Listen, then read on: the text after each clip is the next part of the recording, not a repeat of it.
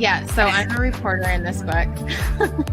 That's me, looking very serious and mispronouncing Bryan K. Vaughn. Was that on purpose? Yes, they're buddies, and he was like, "Hey, Bryan, I'm gonna kill you in my comic, and also I'm gonna spell your name wrong." And Bryan's like, "That's hilarious." So.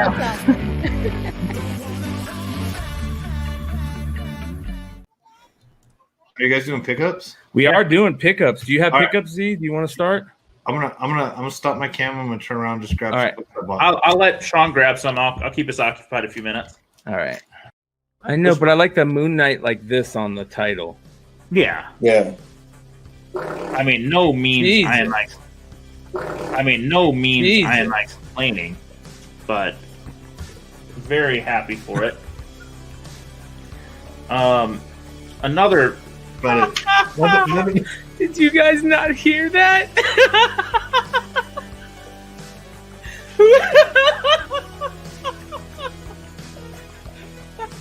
This goes off the window. Oh, No, dude, that was that. Hey, who let Simon in this motherfucker? Dude.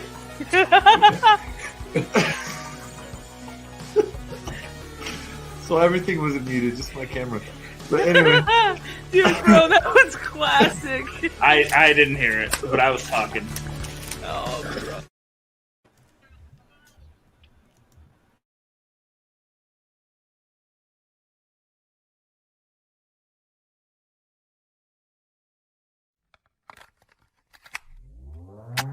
You're listening to Tales from the Flipside.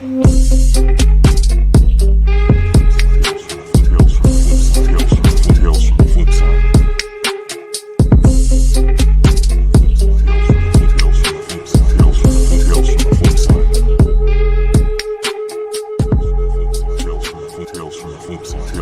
Tales from the Flipside.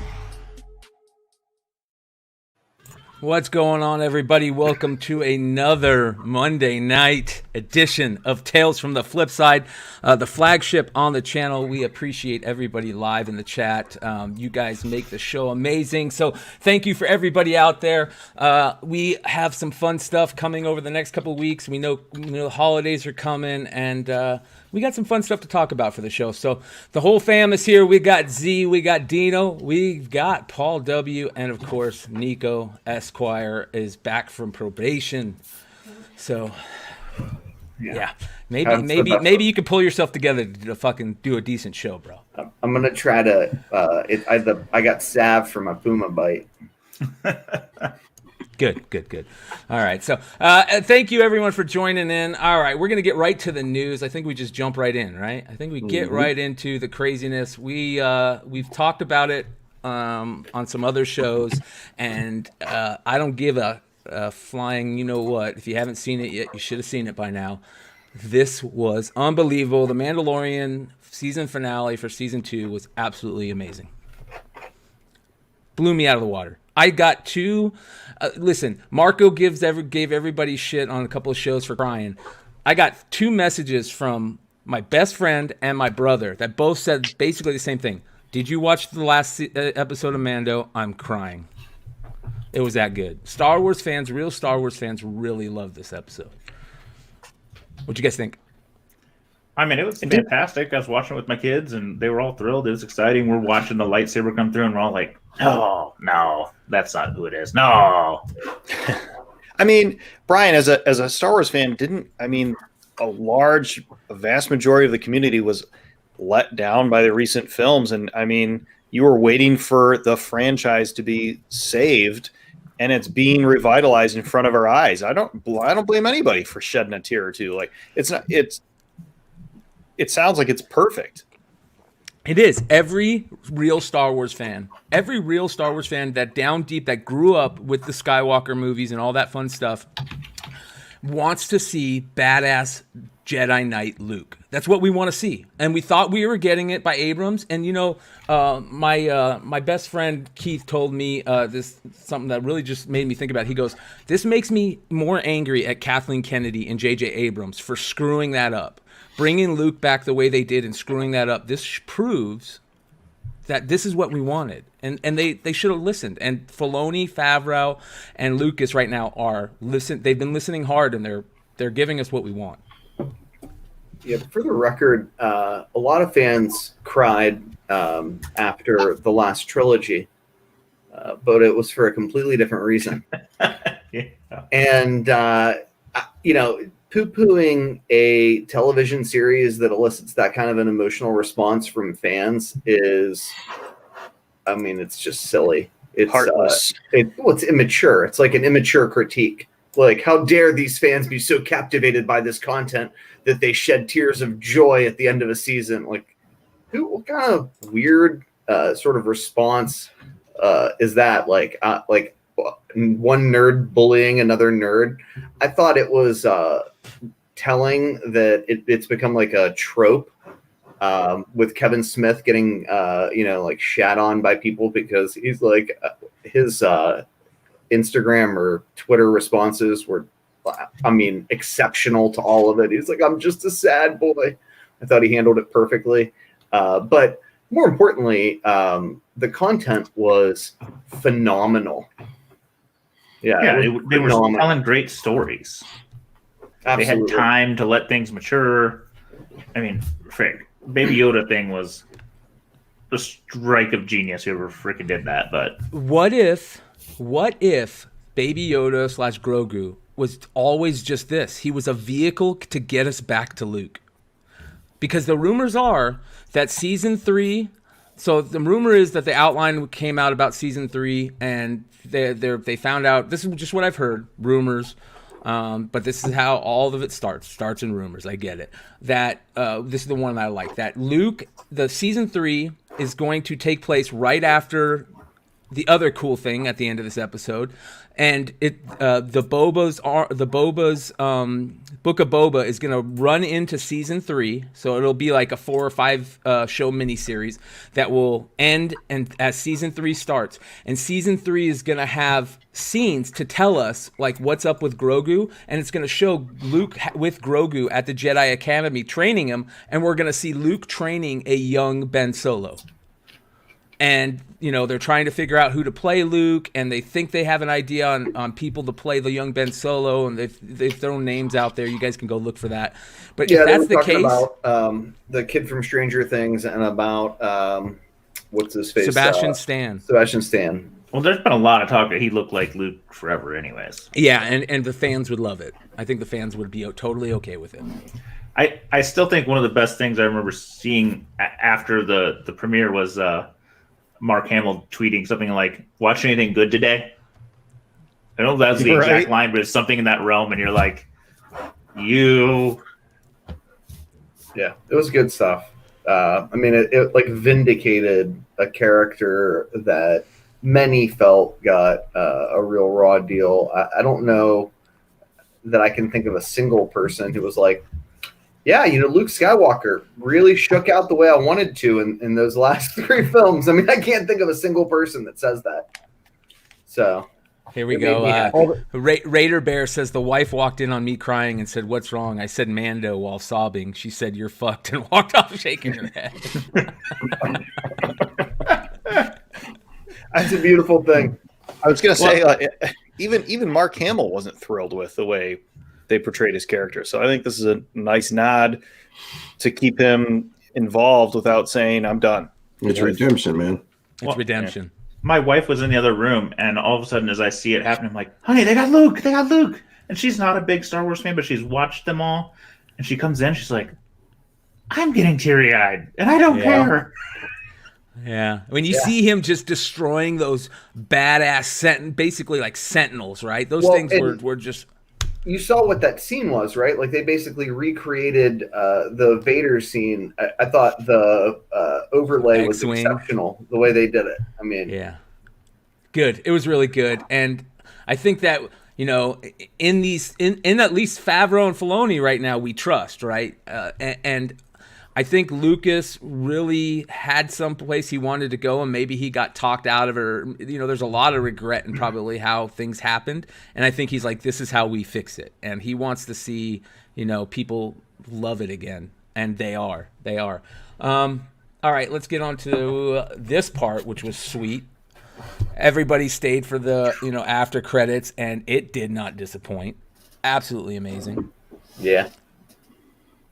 Seeing Bib Fortuna chilling on Jabba the Hutt's fucking throne, and he was all super overweight and speaking Hutt, and I loved it. It was cool. So, what do you think we're gonna get out of the show? Yeah, what do you think we're gonna get out of the show?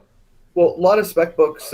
There's a lot of excitement about the Underworld miniseries. A lot of excitement about Boba Fett's daughter, even though the age issue I think is a head scratcher for a lot of people who pay much more attention to continuity than I do. Not because it's not necessarily important, just because I think they have the freedom to kind of do whatever they want if it makes sense. A lot of people excited about that Jedi Academy book for Luke, and going back and you're seeing a spike in some of the original Star Wars books now from the Marvel run. After the last 9/8 sale, I think it was $3,000. Z was real close to picking up the 35-cent price variant. I think kicking himself in the ass for not doing that. Somebody talked me out of it, and I'm annoyed about it. Wasn't you? No, it was definitely not me. I liked that book. Remember, we were shopping for it. That happens sometimes, right, Nico? People talk us out of exceptional books. Yes. Yeah, that's happened to me before. I'd like to not talk about that either. Source of pain and discomfort. But the point is, Star Wars Mania is unbelievable. And I remember when I first heard people talk about these books are just going into the hands of collectors. And I can tell you, we've got the best flippers, the smartest comic book eBay people in comics that watch this channel. And I know that for sure. And they're not watching the Star Wars content on this channel. I don't know that uniformly across the board they're buying these Star Wars books. I think that original sentiment that a ton of this stuff is going to serious Star Wars collectors and not flippers was dead on. And I thought that there was some truth to that. I didn't realize how much truth there was to that. Because I see these books just disappear and they don't come back up for sale. We all know what the rarities are, and they're not offered. It's real interesting to me. I mean, Star Wars collectors, because I poo-pooed this whole thing. I'm like, Star Wars, it's been dead for generations. Nobody's bought these books. Nobody cares. And I continue to be baffled and just watch it go up and up. And I'm like, where's it going? Yeah. One thing I do want to say real quick, and if you guys aren't following our IG, make sure you guys go check it out. It's at Tales from the Flipside. One of the things that was interesting and kind of, I'll go back to it again, is if I can find it here, Nico, I think where you basically thank Comic Book Invest and say, hey, if you guys don't know about what these lists over there and what these lists did, tell me if you see it, and you stop me. Right there with the Mandalorian meme. Go down. Right there. That Mandalorian meme. Right here. So, Comic Book Invest and Ben C over there did a real good job at putting these lists together at the right moment. And some people did take a look at those lists. Some people didn't. And I could see those lists blowing up again here shortly, right? Is that an actual quote? Or did you just type that as a joke? My man. No, did Abrams actually say something along those lines? Oh, no, that's absolutely a quote from him, yeah. Yeah, not the hold my beer thing. But I mean, is it really, or are you messing with me? No, that's a quote. Yeah, exactly. Yeah. I mean, the truth is Comic Book Invest educated an entire community, and they continue to do that. The high-end content on the Tales from the Dark Side podcast is priceless, and it's real intimidating to try to get into Star Wars when you don't have years, a decade of reading the comics, watching the Clone Wars, Rebels, and some of the other content. But they've done an incredible job uniformly of making this stuff digestible. for people who are novices, while not talking down to people who are very experienced. And it's interesting stuff. I mean, it's worth your time. So but if you're curious about this and you don't want to just jump into the deep end of the pool like I did, I get it. But if you want to wade in slow, the way to do it is by following the articles on CBSI and watching the Tales from the Dark Side podcast. Yeah, they did a real good, I think that was our last episode review the other night, and it was a lot of fun. They gave a lot of stuff away. They had Sticks Boy on there, I believe, last night. It was very, very fun to watch, so make sure you guys go check it out. But anyways, the Book of Boba Fett is a big deal because if you're an old school Star Wars fan, you know the story of 1313 and how Lucas really wanted to make that. And, you know, this was like 2005 or 6, I think, when that got announced, and all of us Star Wars fans were super stoked that we were going to get a major channel. You know, I think it was supposed to be on like one of the major 3 channels at the time, and we were going to get a bounty hunter show based on, you know, this level of Coruscant where all the dastardly people hang out. And if you don't think we're going there, you're crazy. This is another thing that Lucas always wanted to do badly, and he's finally being able to do it. So I want to jump back to Nico's thing real quick. Tales from the Dark Side, the CBSI website, the lists. It's free content, and it's free money if you do your homework. And your homework is to sit there with a legal pad and watch TV and maybe take notes, and then go to your LCS and dig. I mean, how much more easier do you want it to be? Yeah. So tune in. Good stuff. All right, this is another interesting thing, Nico. Like, hey man, if you had a beer in your hand, you could ask somebody to hold it right now. Thanks, buddy. Yeah, so I was right about this one, thank God, because I ran my mouth without knowing for sure, which I often do. And it looks like it's pretty much been confirmed that the Rangers of the New Republic is not going to be some sort of like ensemble thing for the one girl who looks like a WWE wrestler. What's her name? Cardoon. Gina Carano. And it will, in fact, be a second X-Wing series. So, yeah, Dino's got the book that everybody wants right now. What, you want to save it? Yeah, they're still available for about $50 on eBay. I don't know what they're going to do. There's a lot of people, myself included, who would not be real happy if they went back and did the Wedge Antilles story. But who knows? They could do something completely different, and there's going to be a film. I think they're going to double down big on X-Wing stuff, and those books particularly are still in long boxes. They're out there. People just kind of passed over them. I got 2, man. Yeah, so before they're all gone, I implore you, if you think there's no Star Wars books left, there's X-Wing books left. Go get them. Yeah. There's Heir to the Empire books, too. Yeah. We've got, listen, guys, we got some stuff to talk about later in the show about how, you know, growing your collection and thoughts and stuff I like about that. So make sure you guys stick around for that.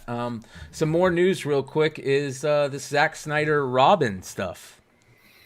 Yeah, what'd you guys think of that? Holy crap. I'm cool with it. That's why I love about Jason Todd. Yeah, you want to tell them what happened first? Because for those that aren't I'll let aware. you go ahead and do that. Okay, so on social media last night in the wee hours of the night, Zack Snyder indicated that he wants to do a comic book with Jim Lee telling the death in the family storyline that is not being told in explicit detail in the Snyder Cut. And that they, basically intimating that they've been suggesting, to one another ways that they could theoretically do comics together. For me, that's a big deal, right? It means that a guy who is making major big budget films, much like J.J. Abrams did with that Spider-Man book for his son, it respects this medium enough that he wants to come and do work with, arguably the greatest living pencil artist on the planet. Some will disagrey, but many won't, Jim Lee.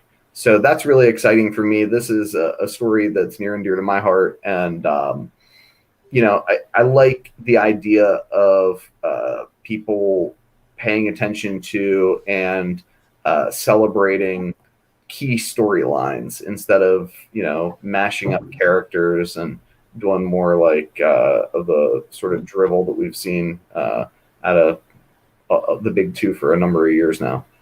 Yeah. With Joker, Batman, Hawk, or whatever the hell, Yeah.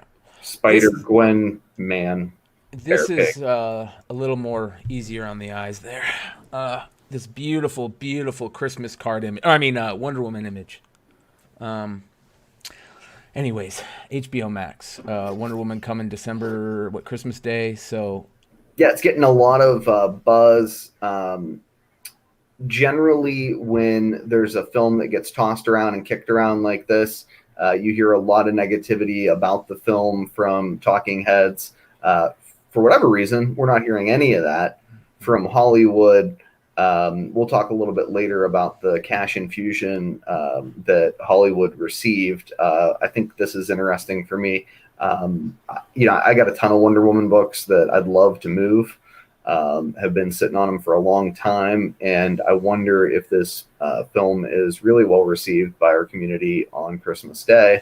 If there'll be some buzz around Wonder Woman comics. yeah, because a lot of those books are so cold right now that you don't even want to sell them for what they're selling for. Yeah, shout out Steve Horn in that first appearance of Cheetah. So, And I'll add to your movie when we talk about the movie things. We'll talk about Michigan and what's that going to bring about. So, what do you mean? Because it's interesting, and I don't know. Oh, I got you. If what's going to happen in Michigan, but we'll talk about it. Yeah. All right. Well, WandaVision is getting closer, right? Yeah, that's the big one, right? It's Yeah. part 2 of the Disney Plus project. Mandalorian being part 1 knocked it out of the park. It got a rabid fan base, people excited about Star Wars and Star Wars comics in a way that we've never seen.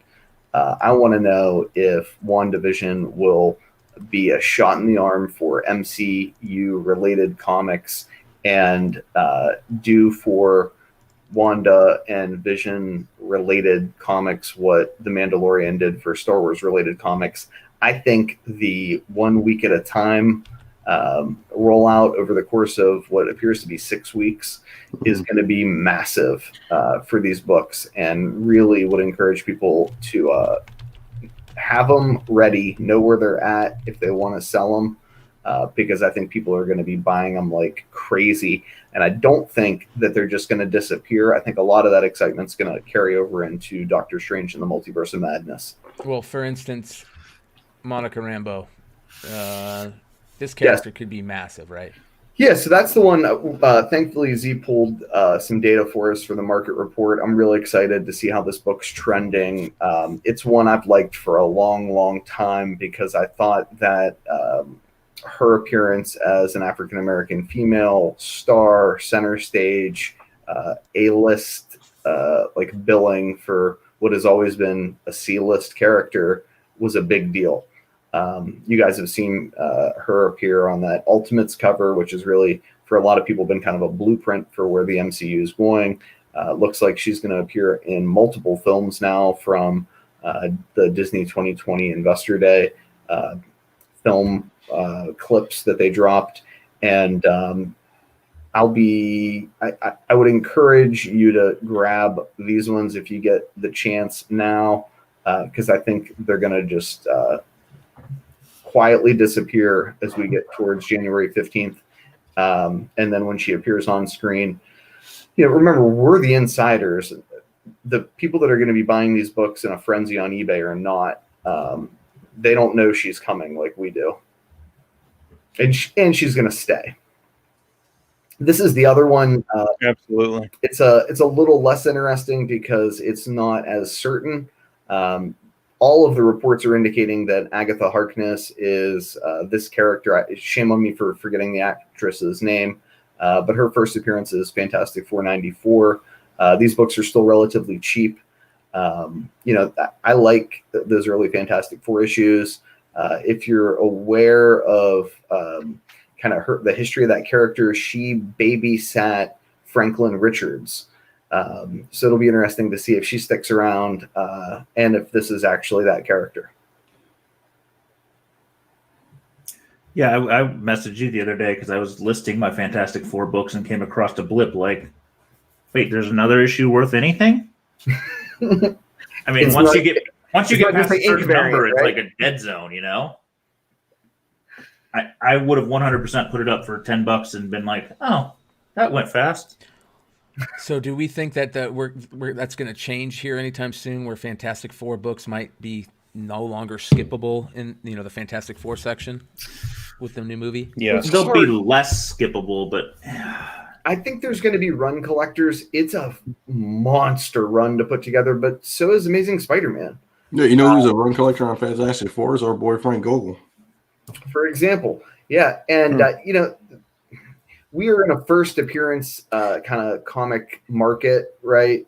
So the question is, will the first appearances of characters that appear, after issue 100 start to pop? Will people start to pay attention to those B and C list characters within the Fantastic Four?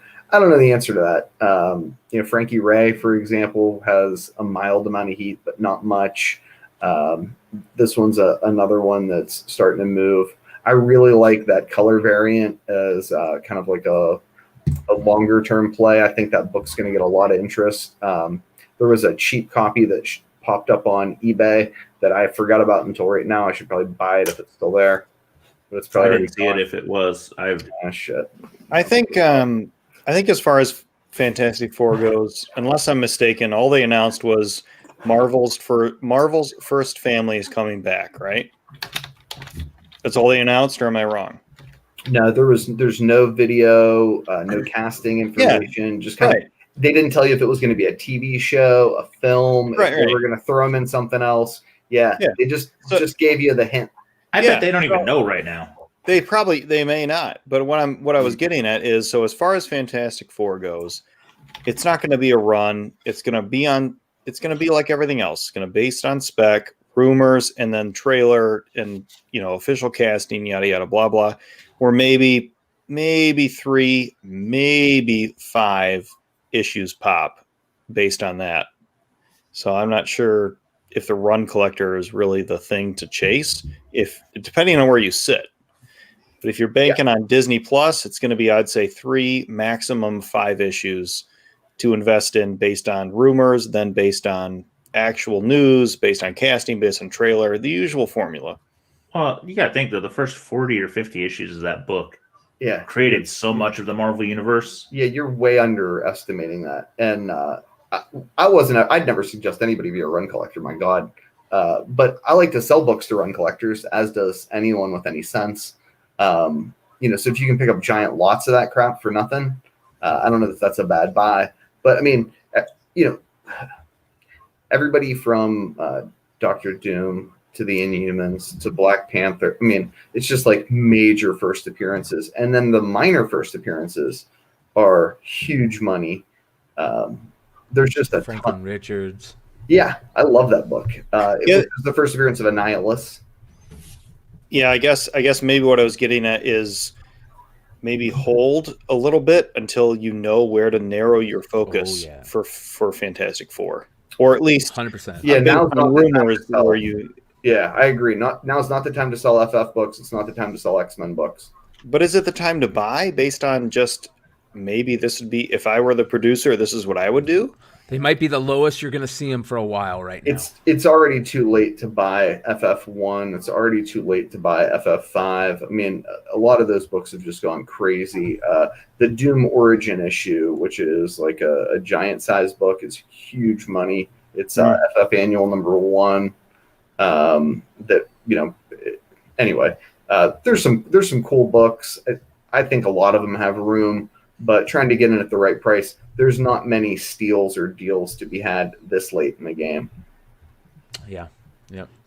All right. Here's another interesting, real quick thing. Well, not real quick thing. We're going to probably get a little bit deeper into this. And, we've been talking about losing that movie theater Americana, thing that we all grew up with, that generations all grew up with, and how we don't know if we're going to get them back like, they ever were. But look at that Tron image. Jesus. Yeah. If $15 billion in aid is very interesting. It's very interesting to see that. I don't know what I feel about that. How do you guys feel about that? I'm speechless because I just don't go to the theater. It was never my thing. I'm going to say 2018 because 2019 maybe is too close. So I'll say 2018. I went to the theater for Logan and Avengers Endgame, and that's really the last two that I really remember. But maybe I'm an anomaly. It's just I don't go either, dude. I went to for two movies too. So. But my LCS, is really awesome, and they're offering really cheap tickets to see Wonder Woman 1984. So I'm going to go on the 27th, and I think they're renting out a whole theater, but they're limiting it to 20 people. But for me, it doesn't mean anything personally, but it doesn't mean I don't want to see them come back because of just what they are, what they stand for. I think theater is, I don't know, I'm hesitant to say secondary to, baseball, like an American classic, drive-ins to sit-ins or whatever you want to call it. I don't know. What do you guys think?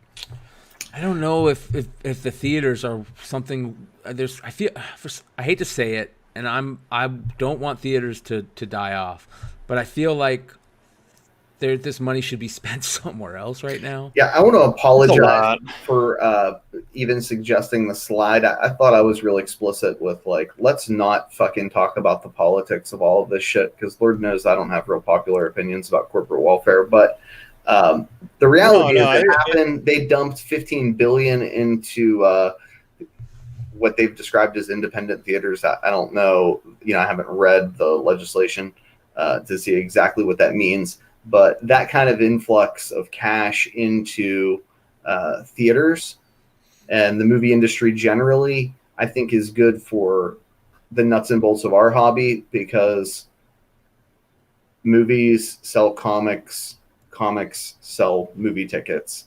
And that's, what I really wanted to kind of focus on. Well, yeah, 100%. No politics. I didn't want to go there. If I was the one who made you say that, I apologize. I Googled just now average movie screen size.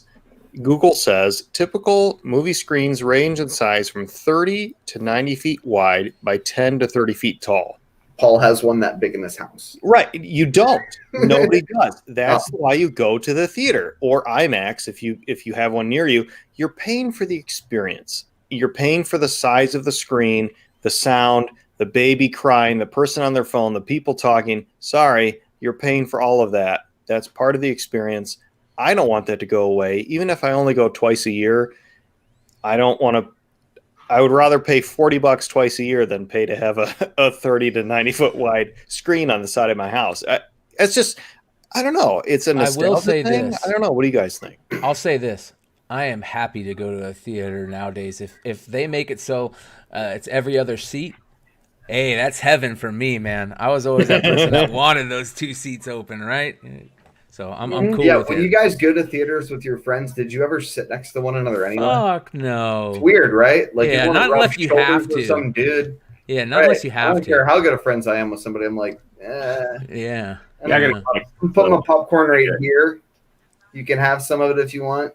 Now, you know what I mean? Like, remember now, you guys remember when the most, the most dangerous thing was how you're going to sneak in the snacks you bought at the gas station. Now the most dangerous thing is how close you are to somebody else. What a dark turn. Oh my God. I'm just saying, I don't want movie theaters to disappear, whether it be a sit-in or a drive-in. I don't want them to go away. I don't know if 15 billion is the right amount, but that's not even going to scratch the surface for So at least in Michigan, we've been closed on movie theaters since March, and I just bring this up because we've opened up movie theaters. I think Monday. Of all the times to do that is now. Yeah, and it's before the Wonder Woman opening, which is weird. I staying non-political. My one thing is okay, we're bailing out, even if it's independent theaters, great. Mm-hmm. I would rather them spend that money to retool and do different things than to just hold afloat and do the same thing. Sell me a high experience. Yeah, well, it's interesting. It's interesting you say that, right? Because the cash didn't go to chains, right? I mean, who are going out of business. It went to, quote, what they described in all of the articles that I read, independent theaters. Those seem to me to be more like the Draft House theater experience, right? Well, I don't know. Those are chains too, though. Now they're small chains. Yeah, Yeah, that's what's going to stay. I can break down and do the work and figure out the details for us if we want to return to it next week. But like I said, I want them to continue to advance, continue to give me something better, give me a better experience. I don't need more sound or more video per se, but make it so I feel like I'm in a private environment, or what I mean, something. Make the food better, And whatever it is. I think they were working on that, Z, where with these premium reclining seats, beer, pizza at theaters, if you wanted to pay for them, they were on that route. And then I think they just, like many other things, got derailed. Theaters in general, if you wanted to pay the premium. Yeah, just think, guys, a couple of years ago, the only thing we had to worry about when we went to the theaters was getting shot by a gunman. So staying away from politics. Listen, I haven't went to a standard movie theater, I don't think, in probably 4 years. I will only go to we have chains like the Alamo Draft House. It's not that one, but a similar one.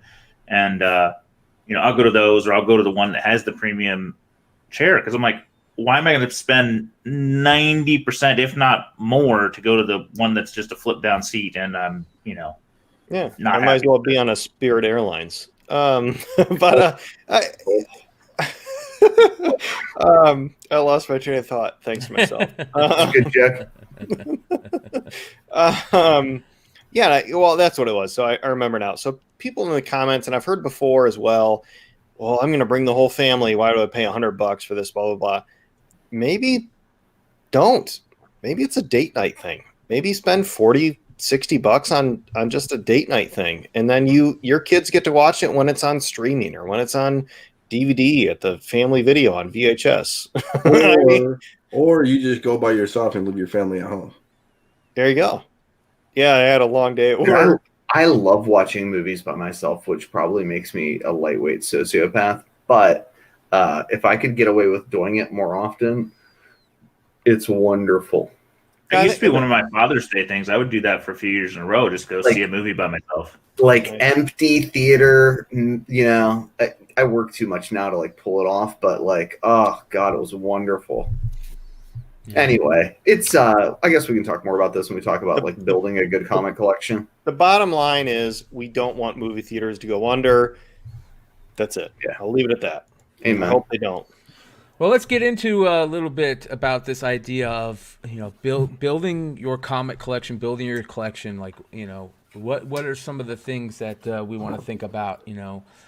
Key targeting and how to and this and that. I know there's a lot of new people in this. What did we actually title this as? How to build a perfect collection. Yeah, we titled it as clickbait because nobody shares our videos, likes, or subscribes. So I would ask that everybody kindly do that, and we'll try to be better about giving you precise titles.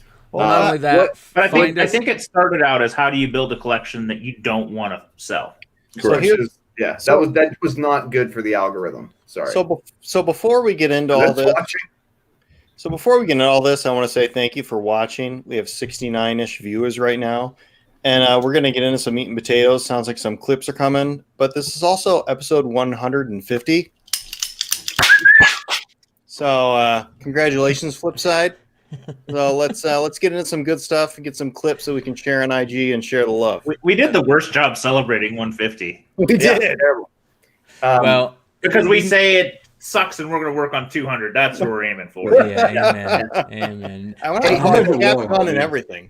I'm in 1,000, dude. I'm going for episode 1,000. So two kind of thoughts. One is I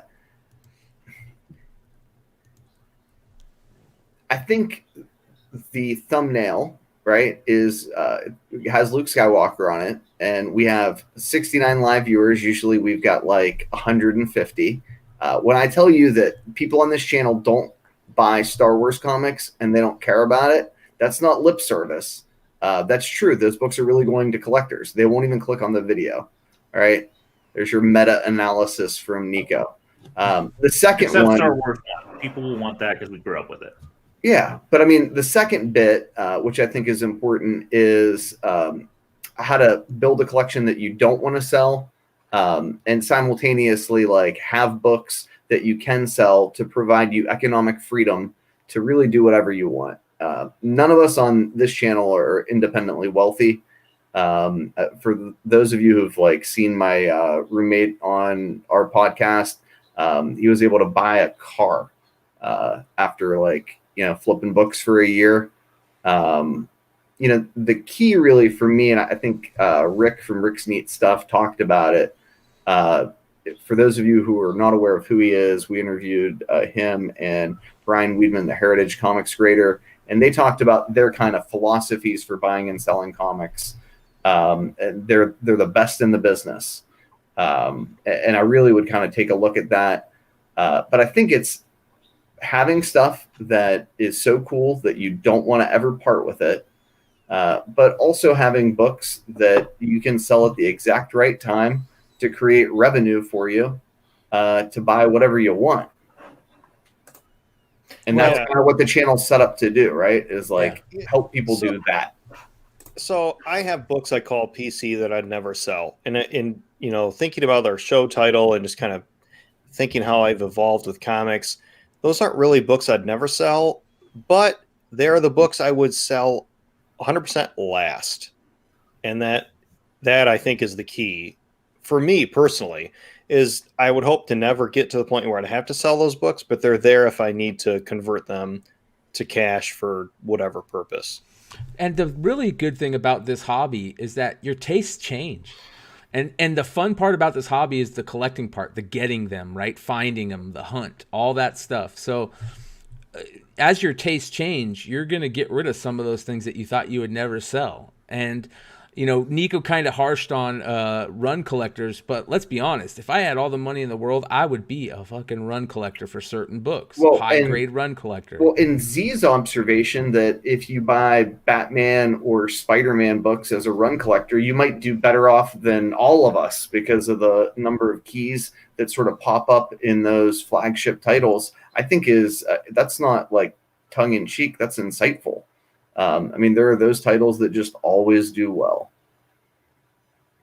Yeah, and piggybacking off of last week's episode, I wasn't here, but I think eBay's change might help some people. Where, like Sean said, you don't see the money, maybe you don't spend it, maybe use it as a savings account or whatever. I still see it. Let's go around the room and let's see what everybody's personal collection, I guess, tastes are. Dude, mine's changed so much. I went from being a weekly reader to collect everything that I read, like just runs, and then I went from being that to just collecting like Marvel Cosmic, and this is gonna sound crazy, but like almost like drug issues type thing, and that changed. Sound crazy. Yeah, and then that change. It's constantly changing for me, and I don't think that there's only one book I have that I would never sell, and that's my very first book, which was a Campbell Soup exclusive giveaway because my dad worked for Campbell Soup growing up. My dad worked for Campbell Soup for like 35 years. So if somebody brought a fucking can of soup in my house that wasn't Campbell's, you know what I mean? So like, I still have that in my heart, and it's also my first comic, and it's a Captain America free giveaway comic with Campbell Soup, and it was my very first comic I ever got. It's in decent condition, and I even went and got it signed by Herb Trimp because he did the cover. Why would I sell that? I don't think anybody would ever want that. You know what I mean? Yeah, so, he didn't say punch 12, so I think it's on the. So it's not impossible. Get your money together. I'm the guy that talked him out of selling the punch 12, so you can all hate me. Did. Yes, he did. Great. Brian's my friend. You shouldn't talk him into selling it to anybody but me or you. So we don't have to wrestle. You're bigger than me. I'll be in trouble. For me, it's big shocker. It's turtle books for me. I don't know. I don't know what else you want to know about it. It's this turtle week book. you're the smartest guy in comics, buddy, because it's a turtle bonanza for what, the last 3 months? No, I'm not the smartest guy because I haven't sold anything. Oh shit. Okay. Well, but you don't want to, so it's okay. Yeah, but Well, no, but the funny thing is, I do have a box of like turtle books that I want to sell that were specifically set aside for like a con, etc. So I just need to list them. But like Brian's Campbell Soup book, that'd probably be the very last book he ever sold, ever. And that's what I mean is that's the separation line between, for me, of PC versus other books, is that line of I have nothing left. Like behind me, these boxes are, if they were hypothetically all empty and all I had left were my PC Turtle books and something happened and Turtles was hot and I could still sell them, what comes first, you know? That's me. Dino, what do you got?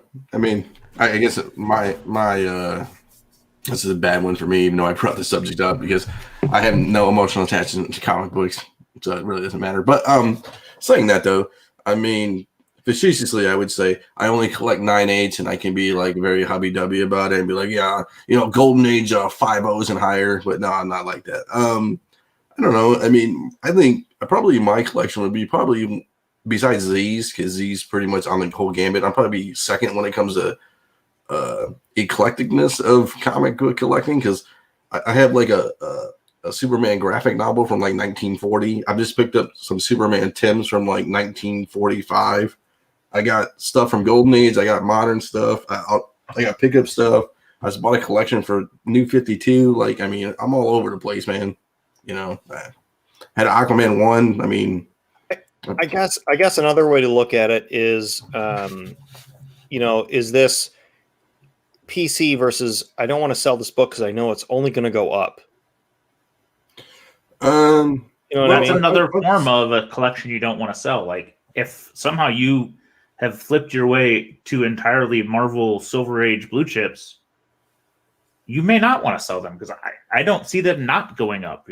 I've sold DC blue chips and Marvel blue chips. I mean, it's ridiculous. I mean, I don't want to always break my hand off and pat myself on the back, but I've sold an Aquaman 1, I've sold a Batman 121, I've sold a Hawk 181. I mean, they're not, it's not like I got tens of thousands of dollars for them, but I mean, do I go back and say, do I wish I didn't sell them? Maybe, but I mean, I don't know. You can always, here's the good thing about this, like with 99.9% of the books that are out there, you can always get them back. Yeah. So that kind of segues nice into your buddy George and I think your buddy Z's philosophy. Although I'm more aggressive about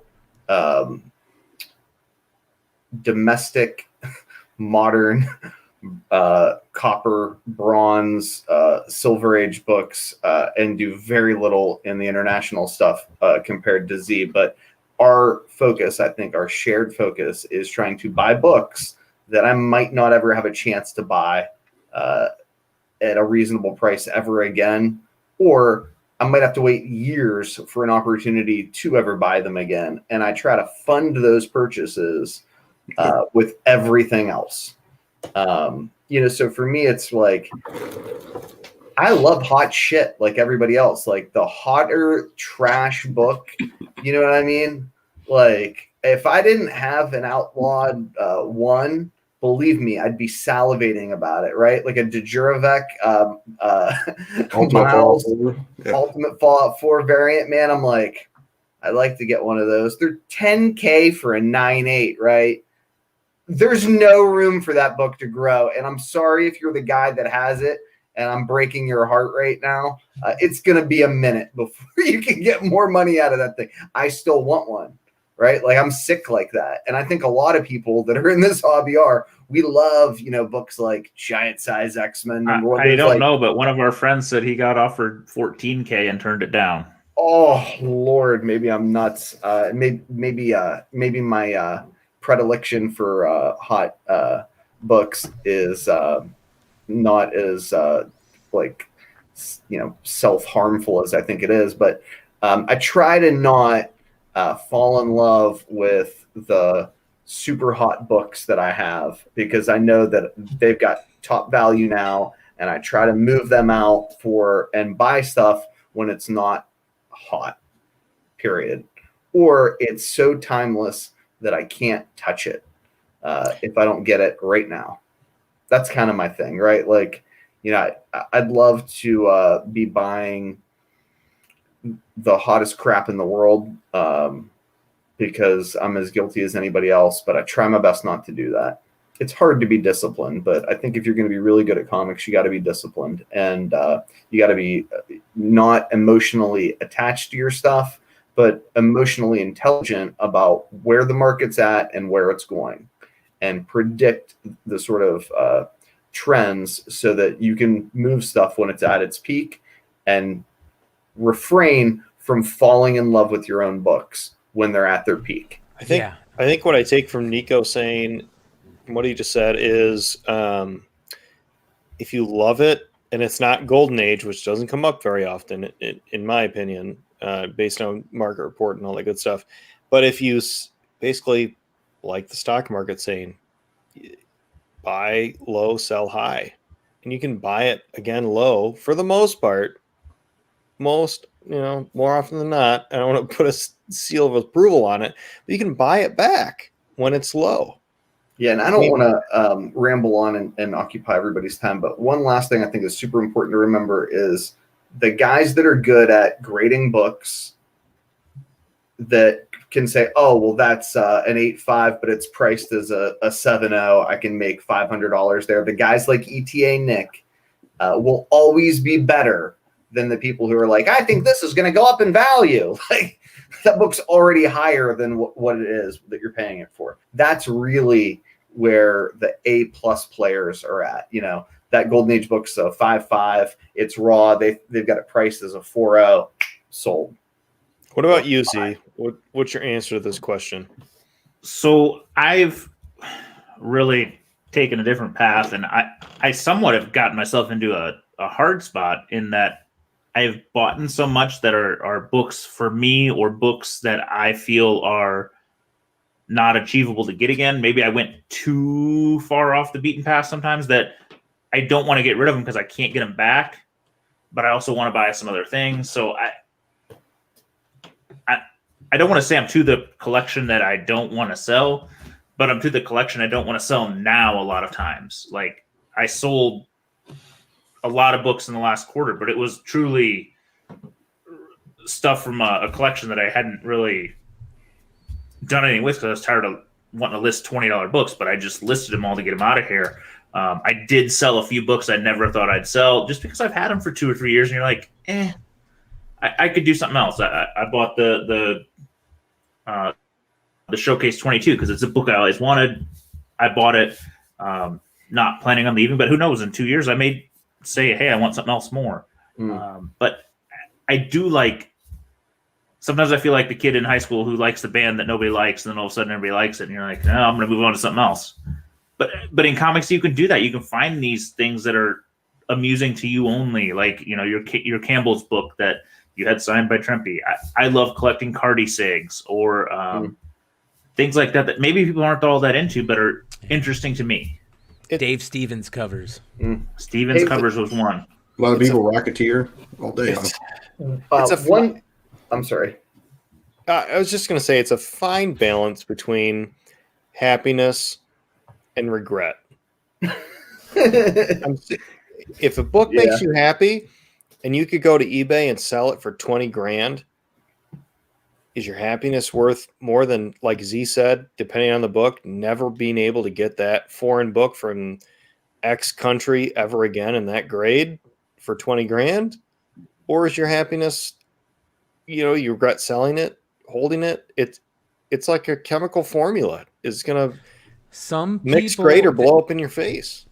There are collectors out there that they don't care what the value is. I mean, and there's multiple facets of how to build your collection. You know, you have to decide, what do you want your collection to be, and that's the most important thing. And I think the good thing about hobbies like comics, cards, stamps, coins, they have some type of value to them, and some people are okay with just knowing that in that long box they've got some value there. They don't care what the value is, just as long as there is some value there. And it's also a collecting thing, right? Yeah. One last thing. I'm not here to shit on how anybody collects comics. I don't think anybody on this podcast is. If you're a run collector, cool, dude, love it. I love to sell you books. If you're a key collector, cool, love it. Love to sell you books. I have to sell books because I love books that I couldn't afford to buy if I wasn't selling books. And I think that, unfortunately, to kind of dovetail off of what JJ Maxwell said in the comments, there's this bizarre notion that you either have to do it one way or a different way. Either you're a collector or you're a damn flipper. And like everybody who I know that flips is a collector. Dino can pretend like he doesn't have any sort of emotional attachment to these books. He loves them. Every time he gets one, his face lights up. He's happy as can be. I do because I screwed somebody over. Yeah, because I screwed somebody over and I know the value of what it was. Please. Well, but I mean, that's the thing, right? So what Rick, I think, from Rick's Neat Stuff, the Heritage guys who are the best of the best, talk about doing is, making these investments in books, letting those books go, taking profits, and moving it into something else that makes you happy. That's a beautiful thing. Here's what I got. Here's what I got for you. The most valuable advice I could give to any collector, from I just discovered comics exist to I'm in the retirement home and I realized I forgot my tub of Action Ones in my barn or whatever, is, in my personal opinion, comic book money to pay for comic books. If you get past that point, you're gonna increase your chances of being disappointed.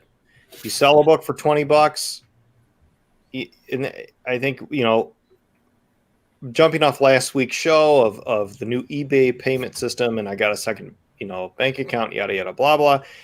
Keeping those separate, I think, will increase your happiness, decrease your stress level, and increase the fun for the hobby, where it's like the stock market, where I'm going to put $1,500 in X stock because that's just fun money. Dad, no. Yeah. Dad, look. Dad, look. Buddy, what were you going to say? I was going to say, I saw some guys in the chat talking, sometimes they do sell money to pay bills. I'm a collector. I buy books I buy books to sell some, and some I buy to keep, but I do sell books to buy other books 90% of the time. But Jesus, we all hit a rough patch. Oh boy. And it is nice to hit if you hit a rough patch, you have books that you can sell. Yeah, that's do I like it? You No, reminded me. That's what I was saying about the movie theaters that are so expensive. If you're making money selling comics, you can take your family to the movie theater. That's what's cool. It provides economic freedom to a lot of people, and we don't talk about that. And the other thing I just wanted to share is, of all the freaking irony of having books that people look at and go, why do you have that? Or you're buying the first Brazilian whatever that nobody else in the world has seen. The book I regret getting rid of the most is a fucking giant size X-Men. So go figure. Because I will not buy it at the current price, and I can't do it. So it's like tripling. The perfect comic book collection is one that doesn't hurt you. I'm serious. They all hurt you. They all hurt you. No, it's what we all want more. No, it's what I'm saying is comics pay for comics. If you keep it in its own lane, it won't hurt you. Comics pay for comics. Oh man, I want that X-Men one, but you know what? I'm going to work for it because I got to sell this, got to buy this Wednesday Warrior it to save. I made $50 this week. That goes in my X-Men one savings account, whatever. That is my personal opinion of keeping it separated so you don't hurt yourself. I don't know if that makes sense, because I didn't. I put it away in the fridge, but I had this little. Christmas thing on top of a bottle of what I'm drinking. So, oh boy. Before we go any further, I want to remind everybody that after Market Report, we will be digging into those. So we've got 2 boxes of books back from CGC. 2 big boxes. Now, huh? So yeah. So it'll be fun. So for all of you guys that have tuned in for that is coming. Sorry about that. Let's get into it. Okay. You run it or am I running it? Stein. I'll run it. Hey, let me go ahead and do this for you, brother. All right. Oh, we're way down here. Okay. I had to start with this one because it's the season. Vault of Horror 35. Classic Johnny Craig cover. This is a CGC 5.5. A really nice presenting one. $1,500, which really got me thinking because I'm like, damn, that's a high number, I think. Absolutely. I had a 5.5 I sold a few years back, and I think I tracked it on the census. I can't remember if it's mine or not. But there's 130 on the census, not a ton. In 2020, there have been 3 sales. One was $680, one was $780, and this one's $1,450. My gut is that somebody's selling on the right season, kind of like when you sell pre-code horror in October, you're going to do a little better. When you sell Christmas covers in December, you're going to do a little better. But that's a surprisingly high sale. Could be that it presents really well. If you look in 2018, the sale was $771. So that was, it's been a steady book, and then all of a sudden there's a big ass jump. So I think that's a holiday jump.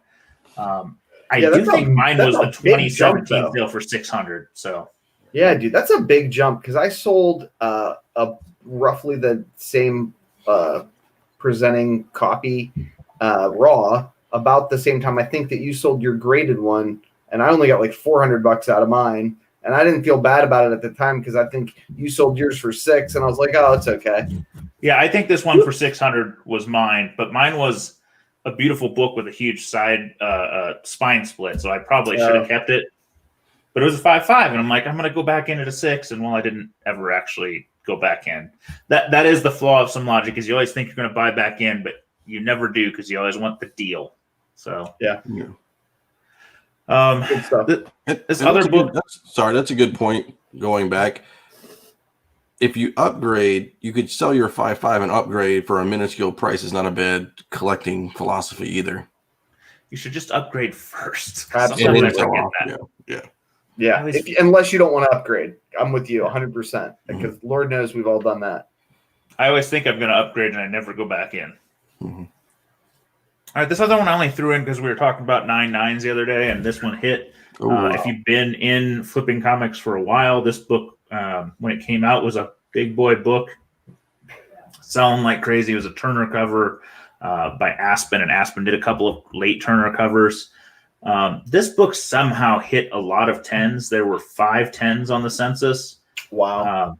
And a decent number of 9.9s. 5 10s, 27 9.9s, and 94 9.8s. So they really screwed up the upper grades. There have been no 10s on GPA since 2017. At that time, it was between 900 and 675. So it really actually has went down, but it hadn't sold in a while. A 9.8 is going to go for about $30, and a 9.9 you can get for under 100. So interesting. It's just interesting, this 10 and 9.9 phenomenon. Yeah, that's real interesting that they did it in a live auction and that people were paying attention enough to bid on it to bring that number. I'd have thought it would have gotten cheaper. Truthfully. And when somebody said Jim Lee's the greatest living comic sketch artist, I agree with you because, this guy's the one that's not living as far as if you're going to get a sketch cover, that's the one to get. Next book. This one truly just caught my eye because I hadn't seen one sell in a minute. Champions. We talked about the Invaders the other day as the kind of Bronze Age teams. So this is kind of the other one there. There's 110 9.8s. The 2020 average, there's been 6 sales, anywhere from 404 to 594. So this is actually on the low end. In 2019, the average was just under 600, but in 2018 it was 300. So there was a little bit of a peak in 2019. It's coming back down. I'm not really sure why. If just the spec cycle was, hey, at some point somebody put out some news that these characters are going to be going, or I don't remember. I remember hearing the champion's name for a minute, and I think whatever that theory was has died out.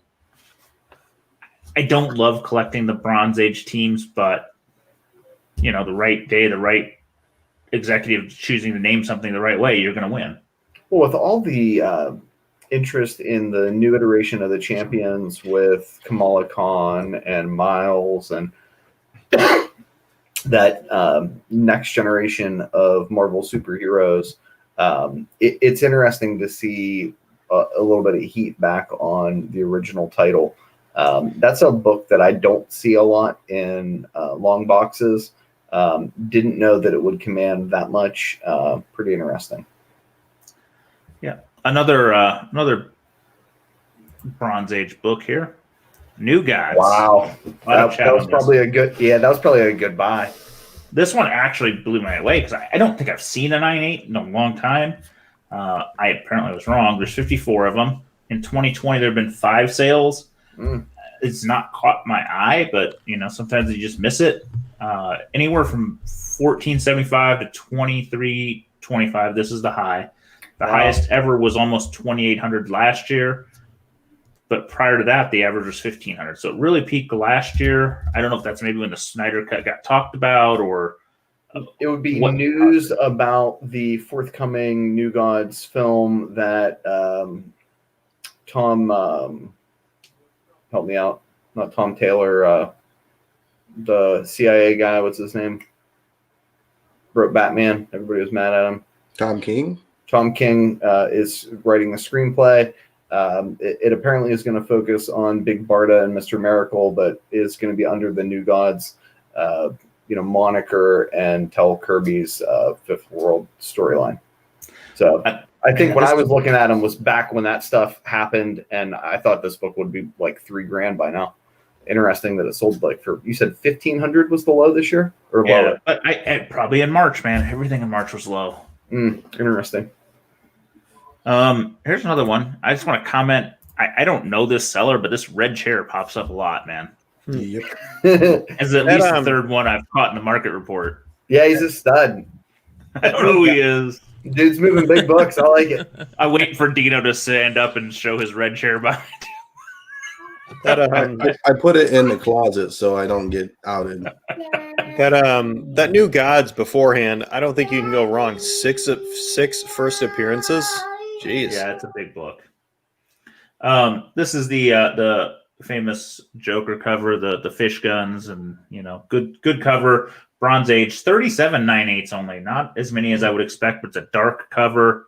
There is a Pence copy with only 5 in the census total, with a 9.4 being the highest, and most of the rest of it being significantly lower. So something to keep your eye out for. 2018, this was a $500 book. 2019, $640. 90-day average is $977, with this being the high at over $1,000. So congrats on this book just freaking going up with Joker love. Wow, nice. This next one, Bryan's gonna salivate over, and I don't know. I still don't know on these books. Holy shit! Yeah, right. Is it truly nostalgia driving it that it just hit that right age? Right. Or is there some shenanigans and price pushing going on? I don't know.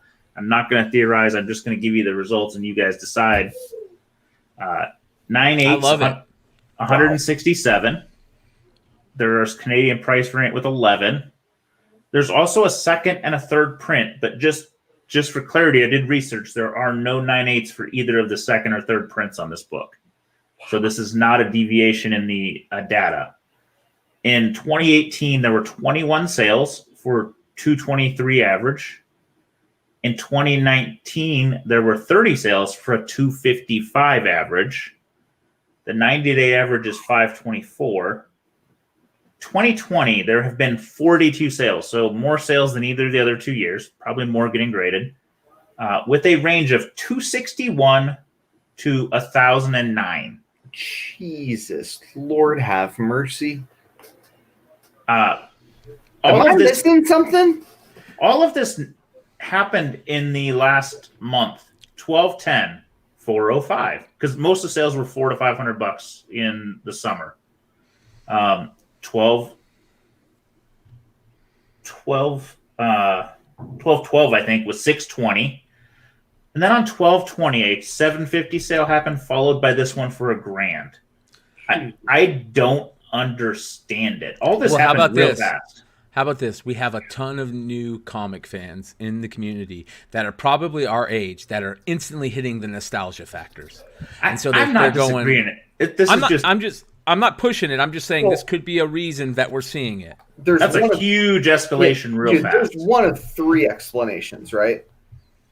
Yes. Brian's, which seems to be the least likely to me. Sorry, Bryan. I get it.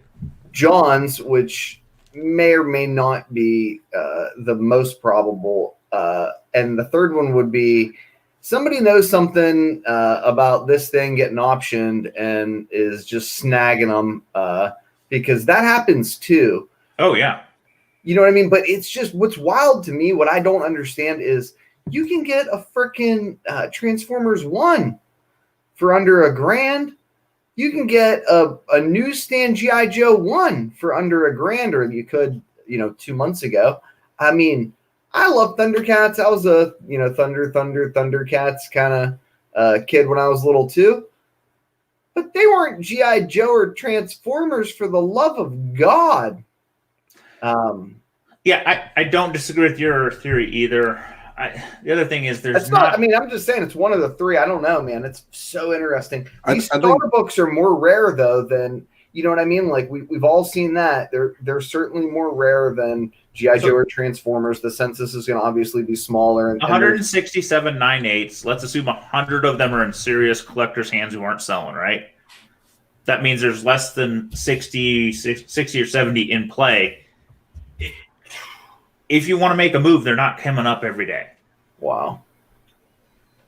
So I don't know. I'm not buying at $1,000. That's all I know. I'm I super didn't stoked. I'm super I didn't buy stoked at 200 because I was like, eh. I'm super stoked for two reasons. Obviously, I love the nostalgia factor, but for the second reason is because I got a double cover one of these that looks purty, purty, and it's going straight to CGC. Good stuff, man. Good stuff. All right. We talked about Monica. I don't have a ton of data because this one is an outlier. Holy this is a shit. 9/8 Canadian price variant, $1,250. Lots of bids. Lord. I'm sorry, I can't read the little number right now, but there was 40-some bids. Yeah. Just some frame reference, 9/8 of the standard, there's 210 of the Canadian price variants, there's 6. Standard 9/8, the last sale was November 29th, which is, believe it or not, 3 weeks old, which is a little old on this book. It was only $566, and I'm shocked there have been no sales since then. This is the one and only Canadian price variant that is on GPA in 9/8. Wow. So there's none been sold in 10 years recorded. I don't know. 3 weeks ago, with the standard being close to 600, I'd be willing to bet the standard goes for $8 or $850 right now, right? If it hit. I mean, look, I love that book. I'm not really a Canadian price variant sort of guy. I like the Marvel American price variants, the 35 center, you know what I mean? But not really a Canadian price variant guy. Different people are different, it's like, but holy crap. Yeah, I like foreign books, and I don't even collect the Canadian price variants because I don't love them. But people do, and I'm not going to shit on their cereal, but whatever. All right, so I'm about to give you I looked it up. We'll see what. Right now you can pick up. Holy shit, there's not many here. You get one Canadian price variant. This book's back up for $2,300. You said there was one on the census? No, there's 5. Oh, well, one's up right now for $2,300, the Canadian. Yeah. There's 2 U.S. copies, $765 for a buy it now. The next one's $1,130. Oh boy. I don't think I'd buy in at $760 because I don't know what the upside is. No. But buying these books, if you can find them in the wild, cheap. I mean, I don't know, what the top number would be, like $60 for me, maybe. But I'm also El Cheapo extraordinaire. I think if you found a beautiful one under 100, you'd go. I'd probably pay $100 for, obviously a 9/8 contender, 9/6 maybe. I wonder what the 9/6 CPR price is. Hold on. Do you guys think that the Canadian price variant matters as much as newsstand versus regular? I don't think so. It depends who you are. It really does. And you can't argue that there's a niche of collectors that want them. The same as newsstand, where sometimes I look at it and go, God, why are you paying a premium for that? And like I got a Pence variant of Daredevil 168 back in the day. Or no, what's the first Electra 168? I had a Pence variant of that, and nobody wanted it. You couldn't give it away. Yeah, Pence's just took off recently thanks to trends that threw me out, and I'm still pissed off about it. Anyway, $330 for a 9.6. That's how I get suspended from the podcast. Yes. Yeah. I'd maybe Tito got me back on. I'd maybe play on that one. The $330 for a CPR. Maybe. Interesting. Threw this one in there because why not talk Turtles? We talk it every week anymore, but this was one that hit me as interesting. It's not as interesting when I dug in the data as I thought, but one I haven't shown yet because we talk about every other Turtles book, I feel like. Leonardo one. There's 32 9/8. A 9.6 will set you back $260 just for reference. This bad boy went for $570. There are That's 14 sales of 9/8 this year, which means close to half of them sold this year. Range of 350 to this high of 571. What I thought was interesting, because I like to look further back. Between 2012 and 2015, there was one sale each year of it, basically in the high 2s to mid 3s every year. And then from 15 to 18, there was nothing. And then all of a sudden, it kind of many more got graded. That's right. So it's always been a fairly significant book as far as, being a $300, $350 book. But interesting that it's jumping. I think it's just all ships are rising on the Turtles' heat. Paul, what do you think about this one, buddy? I guess my question is, do you think it'll drop, or is this the new norm? Well, Paul, let's talk about the one book you sold me. I didn't sell that to you. We both bought those together. Show it. Like, you talk about it. Which one? The Air variant? Yeah, the Air variant that me and you bought. Yeah, we'd have to pull that up. Is that the recalled number one? It's the Dino, are you able to pull that up while I throw something out about it? So this was just an Air variant of the number, another number one reprint in 9.8 that kind of went up and down, graded. Recently, I sent a link to Dino and just said, "Hey, if you still have yours, maybe it's." I'm gonna share my screen, Brian. Is it that recalled number one? 6 or something? Yeah, but I mean, I don't know. I mean, I don't know what to say. It's what's that going for now? Well, apparently less than $600 because that was an option to buy. Yeah, I had one of those, and I remember selling it for maybe. Is that the link I sent you? And was happy. Yeah, that's the link you sent me. Did I? All right. Jesus Christ! Don't buy that book, please. But I think if you don't buy it today, somebody's gonna. I feel like Turtles is on fire right now. My question is, what is just a flash in the pan, and what is the new standard? And I don't know. I don't think Turtle books are falling. No, but I think it depends on the age of the book. The new books, in my personal opinion, are a flash in the pan. Oh, yeah. I think they'll drop, but the older books, I don't think those are going to drop again, such as... I think we're talking mostly pre-90. Pre-90, anything there is gold. Well, I was going to... into me. It's over. But it is. Happened? No, it is. What I was going to say is the Raphael Casey Jones, Casey Jones first appearance, second print, sleeper. Everybody's wide awake on that. And the Christmas special. But my other thing, getting into the books like this, that's market report 9.8. You're paying for the grade. We talked about that a couple days or a couple weeks ago. Is it a 9.8 when you look at it? And I think that's what matters more than the grade is your personal view of the book. But I don't know. As far as Turtles go, it depends.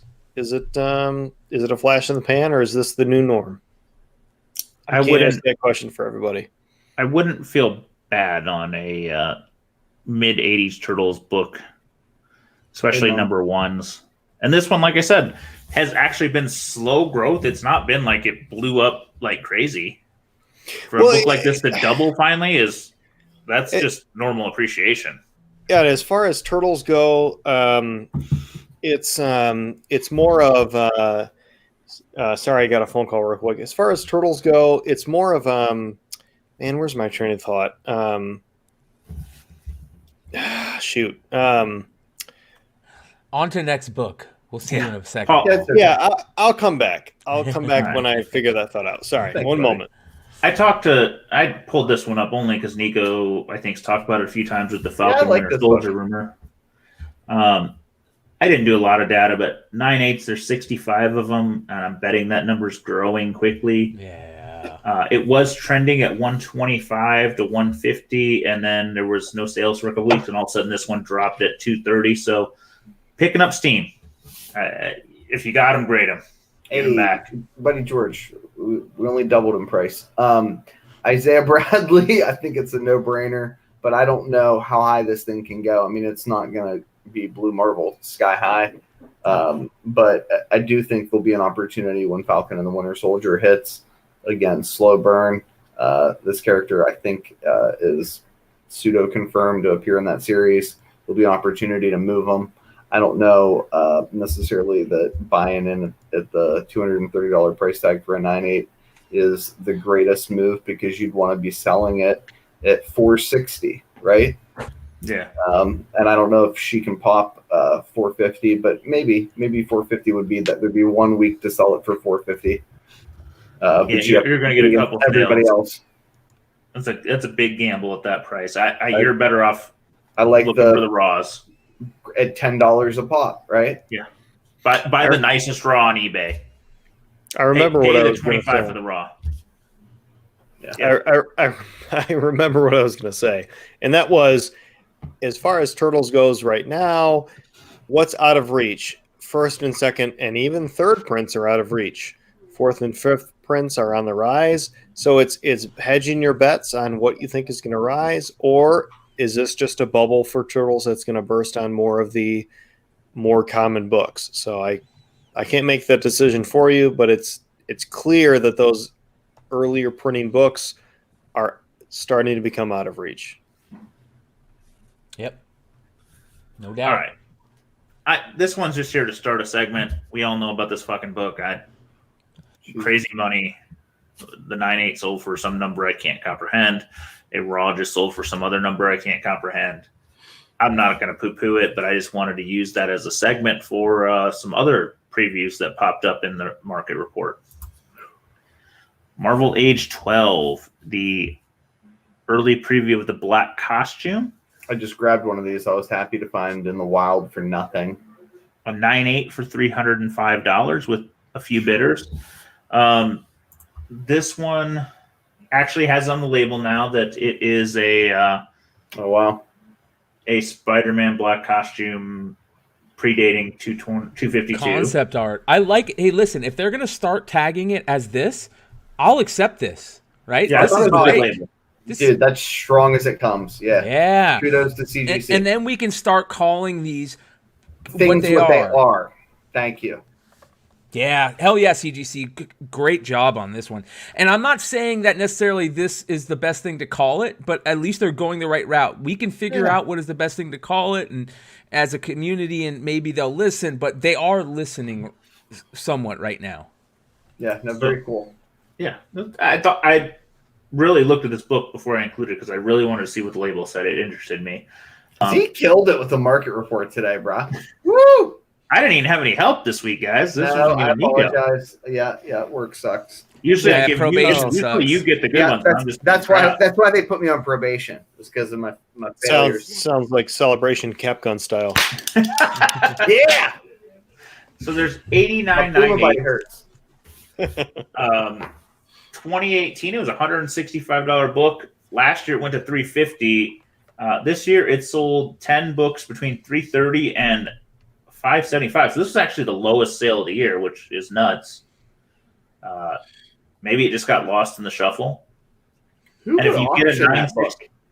a 9.6 to 9.2 all sell within $20 of 100. So really, you need a 9.8 Or bust. or grade your 9.2 if you think it's anywhere between 9.2 and 9.6, you're gonna get the same $100. Well, hey, so this could turn into one of those books. If the next thing you know, Secret Wars is the next announcement and some type of something, this book could see major value, and its 9.2s and 9.6s could be Can we at this parlay price. into that, guys? Or buy the 9.6s because they're not going for a premium right now. Hell no. Can we talk about that for a second? Are we all convinced it's Secret Wars? The Heritage guys want it to be Secret Wars. This old bastard wants it to be Secret Wars. I want it to be Secret Wars if they do it like they've been doing, where they build off of the idea and make it work. I really want that. But is that just kind of like a comic nerd fantasy? Like I'll have like a walker and a wheelchair by the time it's on the big screen, or could they actually happen? Could they use the like multiverse thing to do a Secret Wars thing? I hope that's what that is for. I really do. I think I'll regret not buying more of this stuff. The only question I have is whether or not they do within the multiverse some Beyonder kind of character, or if they go God Doom. That's the one that's got me scratching my head. Here's my thing, though. So Secret Wars 1 has been kind of picking up steam for a decade because everybody wants it to happen. Desperately. And we think back to like Civil War 1, it went from 0 to 100 real quick. I'm just not sure if it gets announced. There's so much supply versus demand. Does it have room to jump? Like Infinity Gauntlet. It only went to such a number. Are these books going to go to the number that we need them to go if we're buying it at this point? Well, that's why I like that Secret Wars 2 number 3, the Beyonder cover. It's like the first appearance of Beyonder, that black book. Now, I say that, and I'm a moron. I should have 10 copies of it in 98 already, and I don't. I think I've got one, and I got a bunch of raws. But that's the one that I kind of like if the Beyonder comes. If the Beyonder doesn't come, your only shot is Secret Wars number 1. And then, there's a second print. There's a color variation on the interior pages. And, obviously there's some first appearances in that run and in Secret Wars 2. But more than the spec value, I'm just desperate for that story to be told. I just think it would be really awesome. I hope so. I hope that they can play all these storylines into one great storyline. All right. We'll see. One more preview for you guys. Marvel Previews 64, featuring Shuri as the Black Panther on the back cover. $230 for a 9.8. There is 198 and 2 9.6s with a total of 4 graded right now. I have a feeling that's going to change. There's quite a few raws on eBay. Sales have been 70 to 100, but the asking price is 150. I don't know what to think about this one. This one feels like there's more copies than you want to happen. I would have not thought anything of it until recent announcements, to be honest. Yeah, and it just happens to be the back cover, so that's interesting. All I know is I bitched about the other day, and Topher said, just wait, is my preview newspaper of Crow 1 or Caliber rounds, and nobody wants to talk about it. I'm like, that's going to be $1 million book someday. $1 million preview. Fuck. If Shuri and something from last year. I do love that art, dude. That is some of the best J. Scott Campbell art. Campbell. Yeah. And I love the black and white.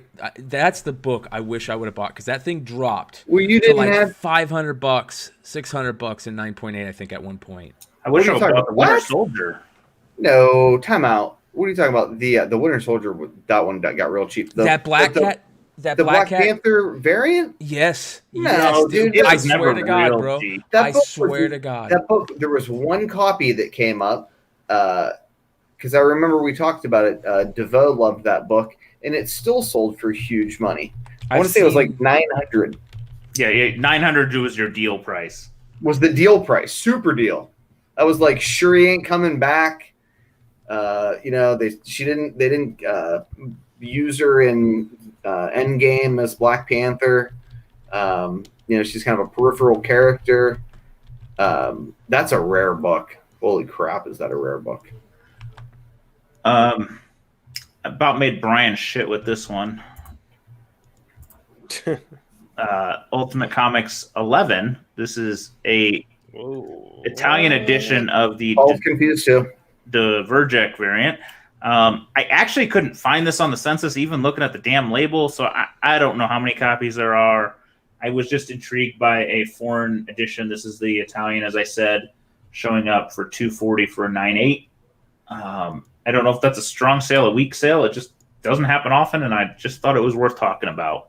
With this, it's the Italian book. It's the wrong book. I get it now, but it looks so similar to the American that it's a good buy at that price to me. Not to trick your buyer, but I'm saying it looks so similar to the American that it's a good buy at that price. Shameless plug, Matt and I really are working on an Ultimate Fallout 4 foreign edition set show. So here's my question, I guess, out of the blue, Paul's brain working as a subconsciousness. What is number 2 language-wise? American would be number 1. Number 2, what is the highest selling foreign language book? Spanish? French? You're talking in terms of publication, distribution? No. Simply in terms of resale value. This book, I don't know. There's no uniform rules, I think. Are you looking for a uniform rule or just with respect to this particular book? I don't care. Either or, whatever you want to say. It's sporadic. Like American sells number 1, French sells number 2 because it's in Canada, Spanish sells number 2 because it's just below it. I don't think you can track it. There's not enough sales data. Yeah, there's no bright line rules, I don't think. But I can say that Panini, at least from my limited knowledge, has a rabid fan base because they've got a lot of those covers that we don't get here in the States that have people paying big money for them. I think Panini is a good choice as number 2. If you want some more info, tune in to Global Comic Safari in the near future. Shameless plug: Global Comic Safari is the shit. All right, so this podcast, it's such a good podcast that moves CGC into foreign comic collecting. Yes, it's true. Starting from the bottom, now we're here. All right, this next book, I have no freaking clue what it's about. It just blew my head. It's relisted, so it must not have actually sold, but just the fact that it maybe did.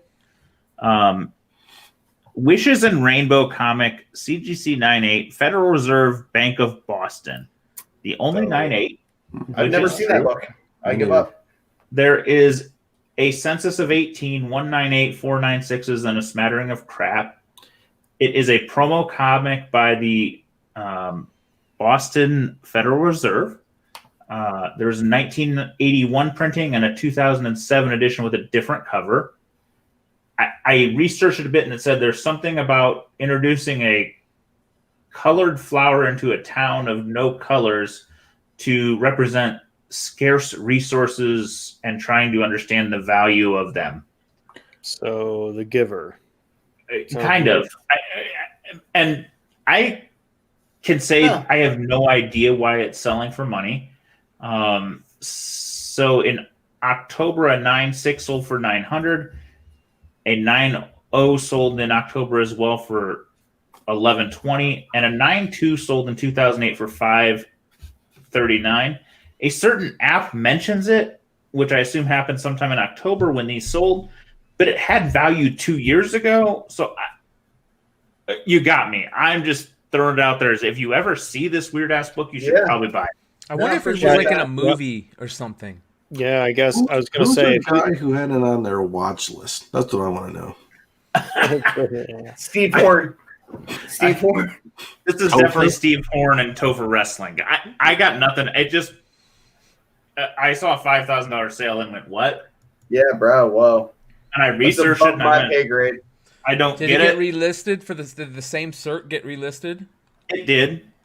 There's only 198, but I mean, obviously some of these other ones sold. So I don't know. It's interesting. Yeah, no, thanks for making me hip to it. And I don't know if you got to be sitting in like a Boston local comic shop. Yeah, if you're in pulling that one Boston, out. you better be looking. Right? Yeah, I agree. I'll be digging in dollar bins for that baby.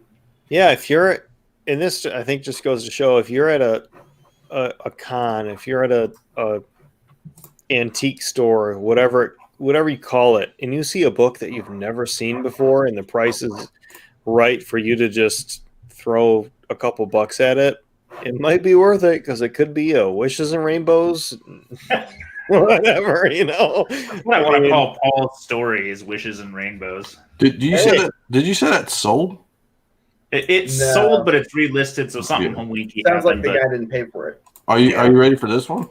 Uh-oh. It's so rare. It's so rare. Ready? I'm gonna blow everybody's mind right now. Uh-oh. It's so rare that. Come on. Did my computer break? It's so rare that it made your computer break. Yeah, my now it's not responding because I can't. I mean, there's some listed online raw. Yeah, this one's like $4,000. Yeah, nobody's selling them, but they're listed. Yeah, well, I won't show it because my computer's locking up. It confused me. I truly just put it there. If you live in Boston or nearabouts, watch for it. Bro. Whoa. A couple more quick books. Rare Ass LB Cole, Startling Terror 5. Beautiful. That's a nice looking cover. 17 in the census. The high is 7.5, 2 blue label and 2 restored. Only 4 sales on GPA ever. 4. A 6.0 in October for $18.50. A 4.5 in 2019. Which I didn't write the price down, and a 4.0 in 2002 for $88. So yeah, that's it. An LB Cole cover with 4 recorded fucking graded sales. Pretty strong. Yeah. All right. I got nothing else. That just blew my mind. Good stuff, man. This next book is a personal tragedy. I've seen it listed. I looked at GPA and saw that the last 8.0 sold in August for $10.50, and I thought that's too high. I'm going to wait for him to lower his price. This is one of, if not my favorite Captain Marvel cover. It's number 4. It sold. There are only 6 graded higher than the 8.0s, so fuck me. 59 in the census. Somebody bought it at $15.40 and is very, very happy, and I will never see it again, and I'm going to cry. I'm sorry, buddy. It's okay. I did it to myself. I bought something Brazilian, and I probably am crying on the inside. This is a book I just have never actually observed. I love this book. I've never had one. I've lost auctions on one. That's a crappy copy, but wow, is that a great price to get into a book that never comes up. I've never seen this cover. This is a rare Fawcett horror book. Bob Powell cover. 21 in census. A 9.4 is the highest. Probably a file copy of some kind. Time Traveler. It's pretty much in range with the grade, but if you actually look based on the census, the same copy sold last year for $4.58, so somebody lost $50 auctioning it, so I'm sorry for them. But you can't find it, so it is an intriguing cover. Every time I see it, it's like 2 G's. Yeah. You know what I mean? I mean, if you go to the 4... that's like once a year it comes up. Well, there's only 20 graded, and if you go to the 4, it's well above 1,000 real quick. So the last slide I only include because I love Frazetta, and we talked about these same 2 books 6 weeks ago, maybe 7. I love it, man. Love it. It was the exact same comparison, same books, and I just was intrigued by seeing a different grade range. Shame on me for not having these. Of the 211 sold for $7.85, and the last sale for that book, I pulled up the old data, was in March for $6.40. So it came up a bit, but that's the March dip. This freaking Red Planet one, a 3.0 for $12.30. That is so sexy, man. Which that is one of the sexiest covers. Neither of these. I like the red more than I like the yellow. Yellow is one of the weakest, to my opinion. But I mean, which number is your favorite? I like the 16, which is the green background and the octopus. That's a good one. And then I like the underwater cover, which I think is 12 or 13, maybe. They're I fear that they are slowly becoming next to damn impossible to put together this run. I mean, I know people that have spent they spent longer putting together this run than I've collected. It took me quite a few years, and mine is at my best copy's a 4. I've got quite a few in that 2 to 1.5 range. So Good stuff, man. I will tell you the first Baltimore Comic Con I went to, it was Leg and Trey and I and a couple other guys. I eyed the one with the black background, the red dress, and this flying saucer. Yeah. There was a beautiful raw copy, maybe 9.2, 9.4. Jesus. And I talked about it, and Trey's like, "Why don't you buy it?" And I said, "I don't know if the upside's there because there's file copies. It's confusing." And I go, "Oh, I should have bought it now." Wow. It's a weird book because the early couple have a lot of file copies, and the late couple don't. They're also incredibly awesome. There's some of the prettiest books you'll get in comics. So that spacecraft right there that Frazetta drew is absolutely amazing. That is super sexy, man. Remember, Brian K. Vaughan's doing the screenwriting for the forthcoming Buck Rogers television show. I don't think these books are going to get any cheaper because guys like us who just aren't as hip to Golden Age stuff are going to be buyers soon on that crap. Yep. Well, so you remember last week I showed that Buck Rogers serial one, the 1933 one?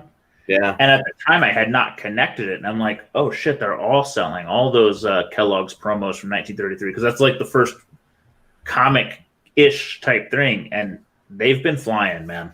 Yeah. Yep. I will probably have to grade mine now, even though I wasn't planning on it. Good stuff, man. I'm glad you got one. So here's my question, Z. You grade it now versus when does CGC bump your fees as the value? You know what I mean? It depends. They don't track it that closely. They don't give a shit. You just have to appropriately value your comics. God forbid something terrible happens, because you don't want to be the guy who they're like, "Oops, sorry.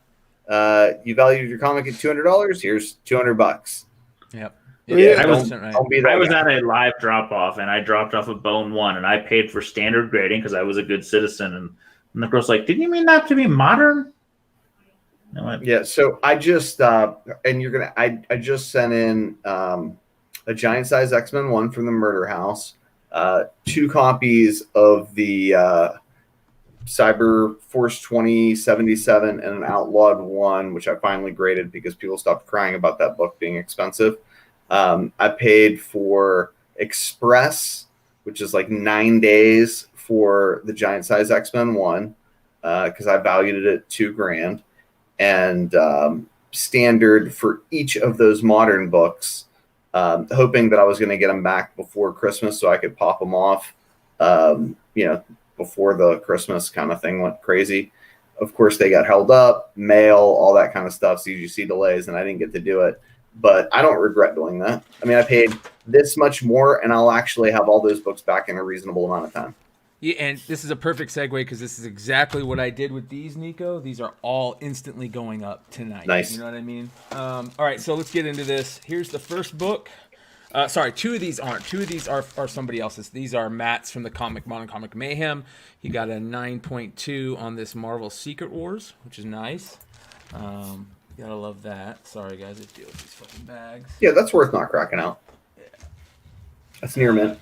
Man. All right, this is another one of his that was really nice. I was really hoping he was getting a 9.8 on this.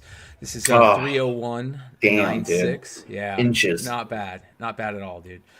Beautiful book. So I that book commands serious money in 9.8. Yeah. Yeah. All right. So the rest of these are mine. Would you resubmit? No, not on those. I mean, maybe. I don't know. And then I said maybe. Maybe. I probably would. All right. So this is nice. By the way, these all went to Sean. I do know the grades on these, so it's not a big surprise. A couple of these are definitely getting cracked out and going right back to Sean. So, all right, this is a nice one. Teen Titans 21. I've been looking for one of those. Yeah, So 9.8. Yep, so that was nice. That's like a $1,200 comic, right? 900. I don't know what it's going I don't know. That's a great question.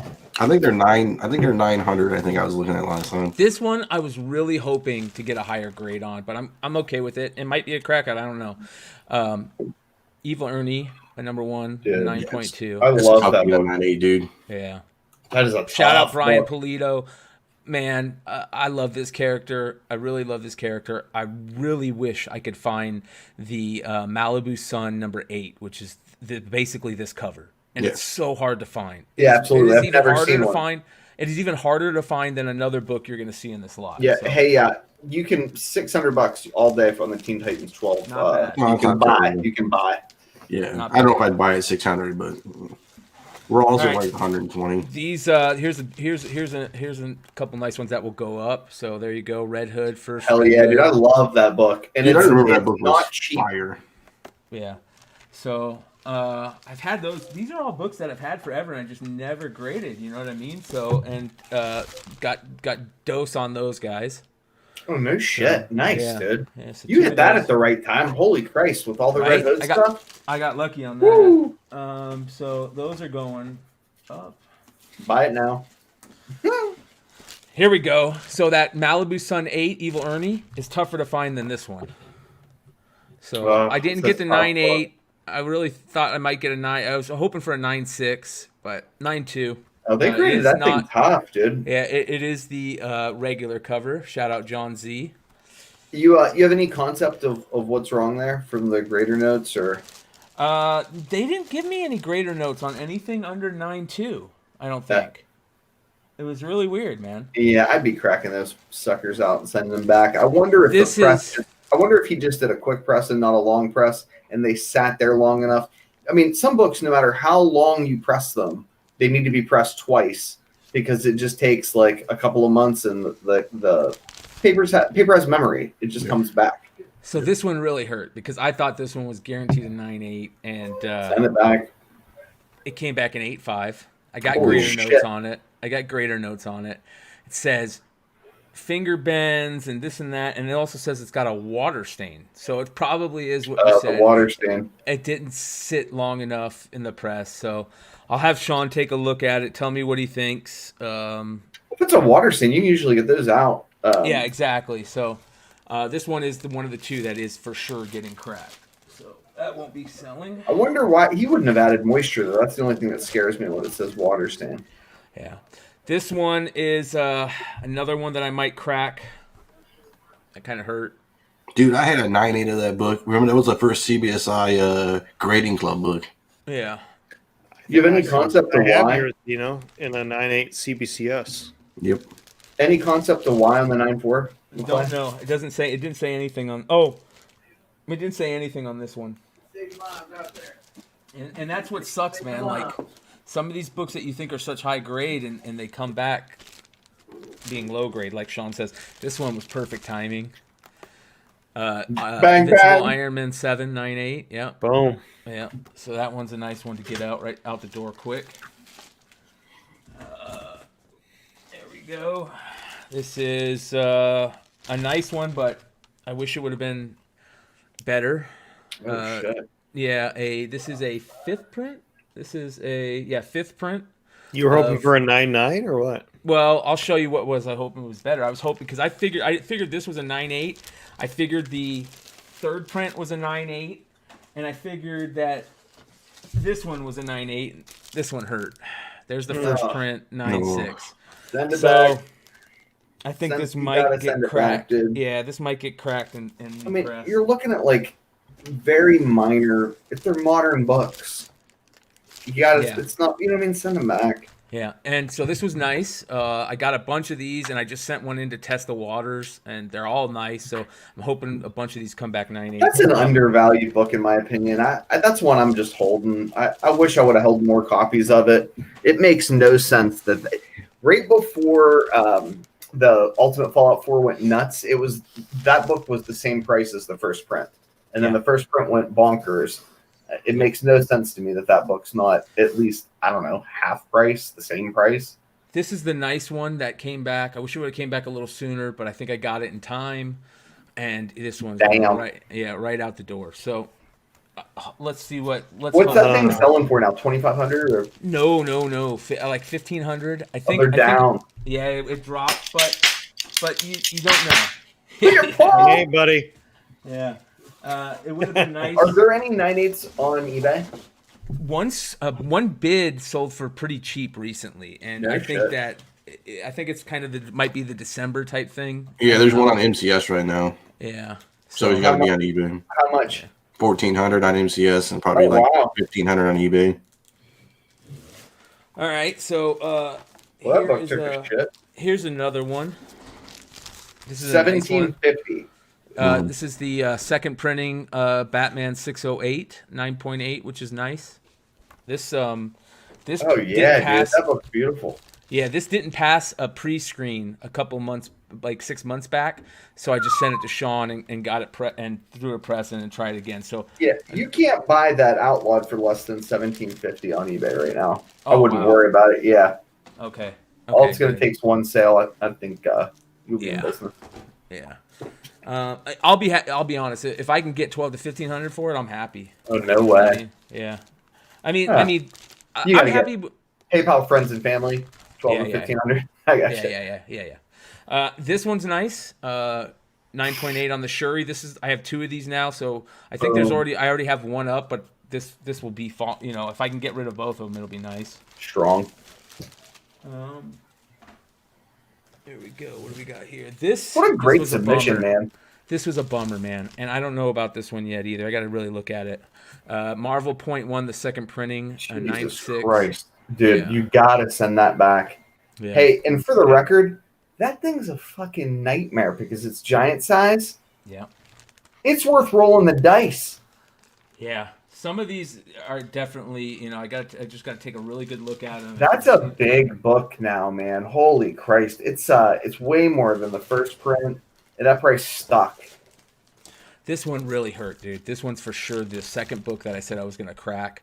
There is greater notes on this, which is interesting. And it just says rippling in the cover. Yeah. And so I think it just needs to be repressed. So this is that Ahsoka Forces of Destiny anime cell variant from San Diego. Crack that. The SDCC? Yeah. Yeah, crack that. Jesus. I don't have any of this. For all the Star Wars books I have 0 copies of that book. Dude, this is a tough book, man. This is it's a what do they call that? Where it's on both sides. What do they call that? I was gonna say connector, but it's Yeah. Anyways, the chat will tell us. It's the cover is on both. So anyways, a wraparound cover. Wraparound. Thank you, sir. Jesus. It's been a long day for the both of us. Yeah. All right, we're getting close to the end here. All right, let's see here. This is a good one. This is probably be a quick sale, right? Avengers 684, that Immortal Hulk stuff. That might be a hold. They're cheap. That's cheap right now. I got 4 or 5 of those sitting in a box. So here's legitimately with the Immortal Hulk stuff. I don't see how they don't kill him in how Hawkeye or Kate Bishop doesn't kill him on the screen, and they don't bring him back and do Immortal Hulk as a TV show. You can call me a conspiracy theorist, and I have 0 copies of Immortal Hulk. Okay, none. I don't have the Green Door and none of that crap. But that just makes good sense to me that they do that. And here was the one that I really wanted to hit on the most. I didn't hit on it, but I'm not surprised. It's a tough book. It's a really tough book, but I didn't do bad on it. And it's the Sandman 75 second print. Oh, shit. Yeah. So 9.6 on that. I was really hoping to pull off a Stein and score a 9.8. Did you get greater notes on that? No greater notes on this one. You got to take a look at it. Well, here it is. Here it is. This is the reason why. And I knew this going in. See if you guys can see this. Hold on here. Yeah, you definitely can't see it. Yeah, it's but I believe you. Yeah, there's just a little color breaking. That's it. Jesus. One little color breaking tick on that guy. That's an on-site. That's an on-site switch. such a tough book too because it has like Bro. I think it has something in it that kind of Yeah, absolutely. There's an insert. There's an insert in it. Yeah, that makes it I've never really even tough. seen one in person. Yeah, so it's like one of those books that I look at in every comic shop I go to, right? And I've never seen one. Yeah, yeah. And so the good thing about this is I have probably like 5 books that I can sell hopefully quickly. One of those books will pay for the order, and then the other one, another book will pay for some of the crackouts and resales, and then the rest will just be profit. I think that's the key to any CGC submission. You have one book that you're 1 to 2 books you're confident in that will pay for at least the submission, and then you're in gravy land, and you can't lose. If that's your mentality, that's your business model, you're good. Yeah, for me, like the key to CGC is constant submissions, which I don't do a good job of. But if I'm doing it regularly, I'm so much happier because there's always money coming in. 2, subbing books that I'm not going to sell right as soon as they come back and forcing myself to have them already done, and stick them in a box, right? Like I got to chew 198. I ain't selling that. Nobody wants that book right now. Yep. But it's a big book. It has huge upside potential. It just goes in a box. Like books like that, subbing them to, and not being afraid to resubmit, and not just throwing away books and selling them for crap prices because I'm pissed off at what they come back as, which I'm also guilty of. I do it all the freaking time, and I hope you learn from my poor decision making and don't do that, and make the concerted effort to resub the ones that matter. Yeah, I agree 100% with books that you're selling. If they're books that you're selling, I agree 100%. And even books that you really want in 9.8, sometimes it's worth resubbing. Oh, yeah. But, I used to be one of those people who used to say, I don't care what it comes back, I'm keeping it. I don't care what comes back. After like 5 or 6 submissions of that, I completely became a 9.8 snob. Completely. You know what I mean? So it's everybody's different. But with the stuff that you're selling, yeah, I'll take your advice all day, man.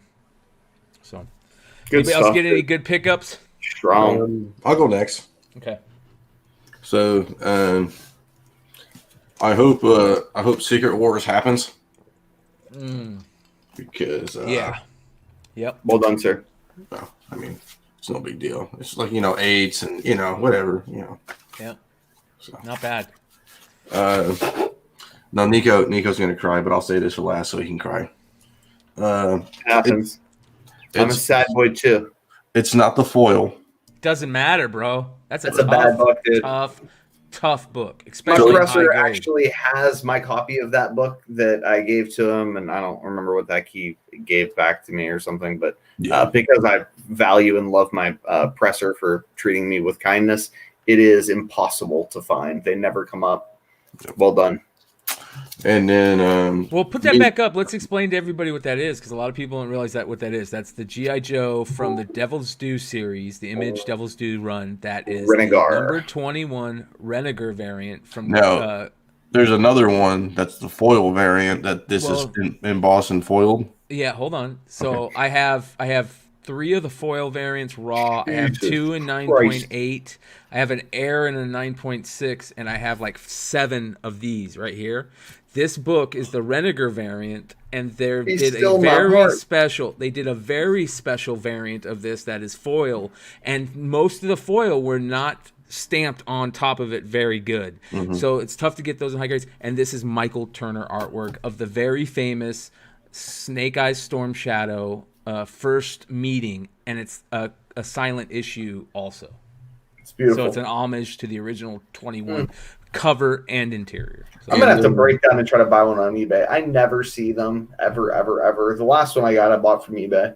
I bought that one on eBay. You know what I mean? I sniped this one. Me and Nico talked about it, and he goes, "If you don't buy it, I'm gonna buy it." So, I looked for this book legitimately for 7 months and found 0 copies. Yep. Dino and one of my friends grabbed a copy each in the last 7 days. And I looked at the back of this because the back's a dark cover too. It's 9.8, dude. That's a tough book, dude. That's a real tough book. Should I say how much I bought it for, or is it people gonna cry? You think people are gonna cry? I'll cry. I bought it for $1. I'm joking. I didn't buy it for $1.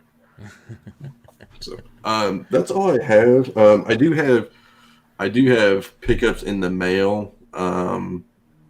They're stuck in the mail. I have at least two books maybe in the mail. So is it 1 in 50? Is it 1 in 50 or 1 in 25, Nico? I think it's 1 in 25. I think it's just 1 in 25. I think. It could be 1 in 50 from JJ Maxwell. That's a cool looking book. It is. It's tough, man. It's J.G. Jones did this. So is it 13? Like way back in 13? Because that's what the. Yeah, that's a tough book, dude. It's a really tough book. Oh, it's cool shit. That's all I got. Anybody else? I got one pickup. Sticking to our homage to our show's origins of Flipside, I have the Teenage. I'm reading the title: Teenage Mutant Ninja Turtles. Teenage Mutant Ninja Turtles Triceratons Flying Harness Miniatures by Dark Horse. So these are the 21 millimeter pewter figures, and they have this in the Turtles as well as other characters. So I picked it up for really cheap, in my opinion. I think it went for way less than what it's worth. Sealed. And these are the like Warhammer 4000 or whatever, 40,000, that the figures you see, guys painting their basements and stuff. But I picked that up. I just thought it was cool. I just opened it. If you saw me working in the background, it has a sticker on it for $4. But just something cool, off the beaten path. It's funny that you bring those up, Paul, because the Mayhem guys on Saturday night had somebody on that was talking about those figures for old school for tabletop games, and how even the new ones are worth a ton of money, like and how the value works on them, and it was really interesting to hear like. Those things are really not just collectible; they go for a pretty penny. I knew a guy. He used to get into it. Like he actually painted stuff in his basement, like all the pewter ones. It was dope. Like, and he would do a YouTube series. Like he would stream it and stuff. It was dope. Yeah. It's so if you Google, whatever your niche is, I think my limited knowledge understanding is 21 millimeter figures or whatever is this pewter stuff that's the same as Warhammer, the tabletop games and stuff that is raw, and then people paint them. But I saw those. I want it on a low bid and went for it. So not bad, well done, dude. sir. Not bad. Nico, you got anything? Yeah, the only I got another box of crap over here, but we'll I don't want to belabor the point. I grabbed a rack of these, as many as I could find from the same source. That is Fantastic Four 353. It's the first appearance of Mr. M. Mobius, who's going to be Owen Wilson. Wow. Yeah, on the Loki series. I'll like keep those. picking those up. Yeah, not bad. Not bad at all.